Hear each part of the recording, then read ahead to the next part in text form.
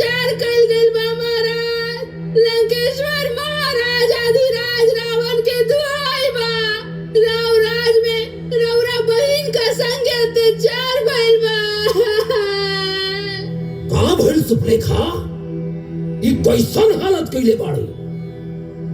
आई तोरा नाक पर घाव कैसन? ई घाव ना तलवार से काटल गइल बा। का? तलवार से काटल गइल बा? ऐसन अत्याचार करे के केकर हिम्मत भइल बा?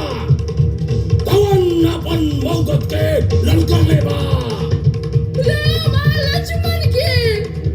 राम और लक्ष्मण? हाँ, राम और लक्ष्मण दोनों भाई अयोध्या के राजा दशरथ के बेटा हवन सन, जे तपसी के भेष में एगो सुंदर मेहरारू संगे गोदावरी नदी के किनारे बसे आयल बाड़न सन।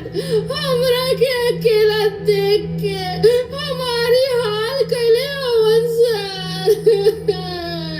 का? अब दंडक बन के जनस्थान पर बैठल घर दूषण का करता रे?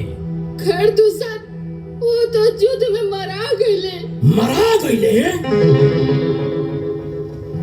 ऊ लोग इनके मारल तक कालो खातिर असंभव रहे के कैलासी दुस्साहस राम असंभव